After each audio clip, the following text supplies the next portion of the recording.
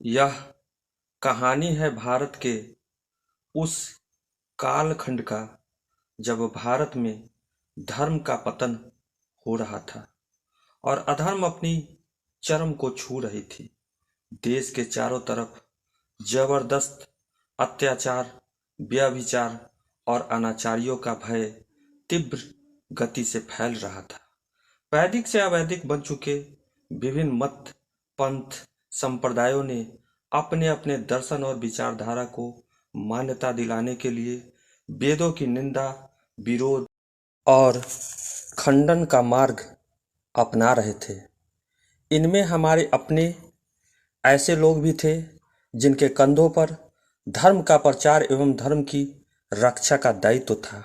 ये लोग भी पाखंडी बनकर अपने पाखंड का उद्भव करना शुरू कर दिया था और इन सबों का परिणाम यह हुआ कि तत्कालीन भारत वाद विवाद, तर्क वितर्क, कुतर्क, मतभेद, गृहकलह, गृहयुद्ध से पीड़ित, प्रताड़ित एवं संतप्त हो गया। अराजकता सर्वत्र व्याप्त हो गई और व्यासपीठ दिशाहीन हो गई। राजपीठ खत्म हो गई। संपूर्ण भारत में अधर्मियों का बोलबाला बढ़ गया और हमारा सनातन धर्म घोर संकट में पड़ गया। ऐसे ही समय में जन्म हुआ सनातन धर्म के जननायक आदि गुरु शंकराचार्य जी का। शंकराचार्य जी का जन्म केरल के मालाबार क्षेत्र के कालरी ग्राम में एक ब्राह्मण परिवार में ईसा पूर्व 507 ईस्वी को वैशाख शुक्ल पक्ष पंचमी तिथि को हुआ था। इनके पिता शिवगुरु एवं माता आर्यम्बा थी। वैदिक अलौकिक प्रतिभावान शंकर इनके अल्पायु में ही पिता का देहांत हो गया। इनकी माता इनका उपनयन संस्कार कर पूर्णा नदी के तट पर एक गुरुकुल में विद्या ग्रहण करने के लिए भेजा, जहां उन्होंने वेदों एवं अन्य विषयों का अध्ययन किया। गुरुकुल जीवन की परंपरा अनुसार जब शिष्य शंकर गांव की एक अन्य कुटिया के द्वार पर भिक्षा मांगने गए, तब वहां अत्यंत निर्धन एक स्त्री के पास उनको भिक्षा में देने के लिए कुछ भी नहीं था। इस स्थिति में उस गरीब महिला ने घर के पीछे के एक पेड़ से आंवले को तोड़कर शंकर को भिक्षा स्वरूप दिया। ऐसी दरिद्र अवस्था में भी मानवता की दान करने की वृत्ति को हृदय से नमन कर शंकर ने श्री देवी यानी माता लक्ष्मी से प्रार्थना कर उस गरीब महिला को आशीर्वाद देने को कहा।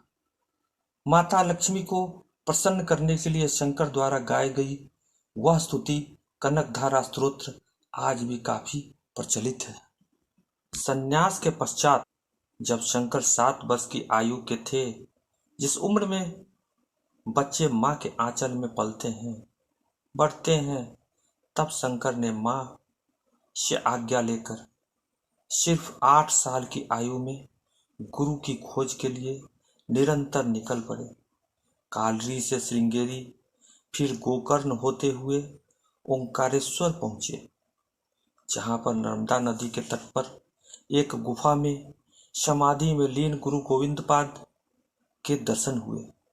गोविंदपाद ने भी शंकर को शिष्य के रूप में स्वीकार किया और उनको उपनिषदों, वेदांत के गुण एवं रहस्यों का ज्ञान दिया और 12 वर्ष की आयु में आचार्य की उपाधि पाकर शंकर से शंकराचार्य बने और यहाँ से समाज के लिए उत्थान कार्य को आरंभ किया। उस समय काल में शास्त्रों की गलत व्याख्या हमारे षड दर्शन आचार्यों के द्वारा विभिन्न पूजा पद्धतियों के कारण सनातन परंपरा के अनुकरण हेतु शवों को पंचदेव पूजा करने का सिद्धांत देकर हिंदू समाज को एक सूत्र में बांधा। अलकनंदा नदी के किनारे स्वयं द्वारा मूर्ति की स्थापना की, जो मूर्ति पूजा में उनकी निष्ठा को दर्शाती है। सामान्य मनुष्य तक वेदों का उपनयन पहुंच सके और समाज उन पवित्र मूल्यों को व्यवहार में ला सके, इस उद्देश्य की पूर्ति हेतु उन्होंने ब्रह्मसूत्र, गीता, उपनिषद पर सरल भाषा में भाष्य लिखा। वेदांत संबंधी कई छोटे छोटे ग्रंथ भी लिखे। महाभारत के विष्णु सहस्त्रनाम पर श्लोकों की रचना की। सामान्य जनमानस में भक्ति रस भरने के लिए उन्होंने कई काव्यात्मक रचनाएं भी की। उनकी रचना भज गोविंदम का भजन आज भी हम बड़े ही भक्ति भाव से करते हैं। भगवान शंकराचार्य ने भौगोलिक क्षेत्र पर आधारित सन्यासियों के लिए दशनामी सन्यासी संप्रदाय की स्थापना की। सन्यास समुदाय को एक सूत्र में बांधा। गांव-गांव अखाड़े खोलकर समाज कल्याण के उद्देश्य के साथ संपूर्ण भारतवर्ष में एक आध्यात्मिक सेना तैयार की। उनका यह कार्य वैदिक संस्कृति से ही मनुष्य जाति का उत्कर्ष संभव है, ऐसी दृढ़ निष्ठा को दर्शाती है। परम ज्ञान को घर घर तक पहुंचाने के लिए उन्होंने पैदल ही समग्र भारत भ्रमण कर अनेकों महान शास्त्रविदों से शास्त्रार्थ किया। लगभग 84 संप्रदायों के आचार्यों से शास्त्रार्थ कर उनके विचारों के आगे भी एक परम सत्य है जो हम सबों को एक सूत्र में जोड़ता है। वह ज्ञान समाज में प्रवाहित करने के लिए अद्वैत सिद्धांत दिया, यानी जगत का संचालक एक ही है। परमात्मा और आत्मा में कोई भेद नहीं। आत्मा स्वयं ही ब्रह्म है। अहम ब्रह्मास्मि, मैं ही ब्रह्मा हूँ।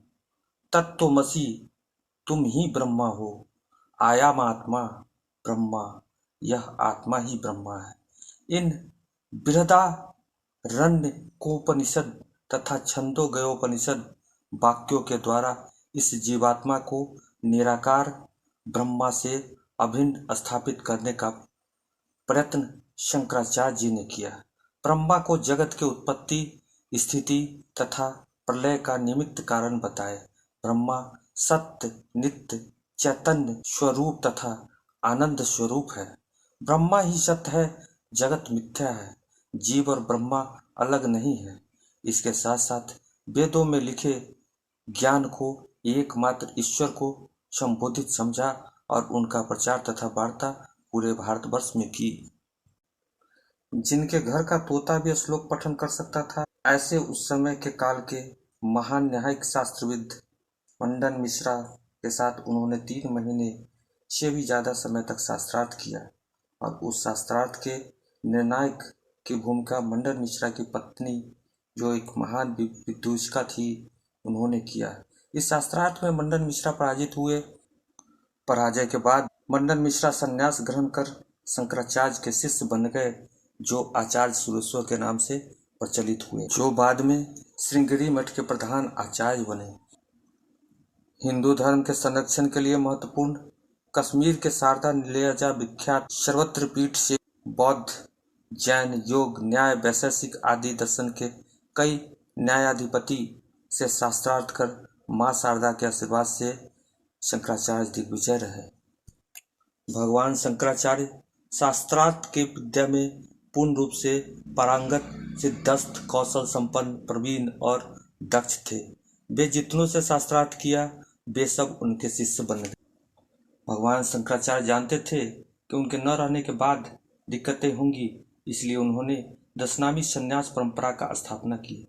दशनामी गिरि, पुरी, भारती, सरस्वती, पर्वत, वन, अरण्य, सागर, तीर्थ और आश्रम जैसे दशनामी सन्यासियों की स्थापना की। उसी के अंतर्गत दांडी स्वामी सन्यासी परंपरा भी आती है और नागा समुदाय भी आता है। अटल, अनंदन, अग्नि, निर्माण, निरंजनी और जुना अखाड़ा ये सन्यासी सनातन धर्म के योद्धा हैं। सन्यासी दंडी स्वामी जो आज भी वेद पर शास्त्रार्थ करती है। भगवान शंकराचार्य की अमोघ दूरदर्शिता एवं अमोघ व्यूह रचना के तहत भौगोलिक धरातल पर भी सनातन धर्म को सुरक्षित रखने का सोच था। जैसे वन अरण्य नामक सन्यासी को वन एवं अरण्य की रक्षा करनी थी और वहां जाकर वे वनवासियों को शिक्षित, दीक्षित, सेवापरायण बनाने का काम करते थे। इसके बाद गिरि पर्वत, ये लोग पर्वतों पर रहकर रक्षा करते थे और उन्हें सुसंस्कृत, सुव्यवस्थित एवं सेवापरायण का काम कराते थे। इसी प्रकार सागर नाम के सन्यासी तटवर्ती क्षेत्रों में रहकर सेवा का काम करते थे। तीर्थ एवं आश्रम नाम के सन्यासी तीर्थ आश्रमों की रक्षा करते थे।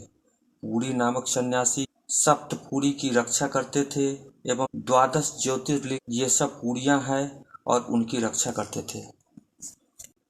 इसी प्रकार से भारती नाम के सन्यासी गुरुकुलों की रक्षा करते थे एवं सरस्वती नाम के सन्यासी उच्चस्थ गुरुकुल की रक्षा करते थे।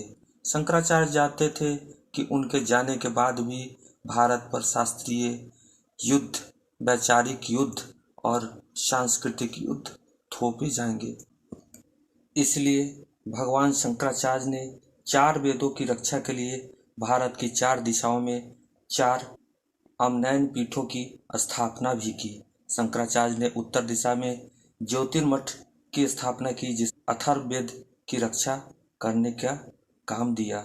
इसके बाद पश्चिम में द्वारका कालिका शारदा पीठ की स्थापना की। सामवेदी पश्चिमानाय द्वारका कालिका शारदा मठ। इसके बाद भारत की पूर्व दिशा में श्री ऋग्वेदीय पूर्णाय गोवर्धने मठ पूरी पीठ की स्थापना की, जो ऋग्वेद की रक्षा के लिए बना। और इसके बाद दक्षिण में दक्षिणाय आयुर्वेद मठ की स्थापना की और इस श्रृंगेरी मठ को आयुर्वेद प्रदान की।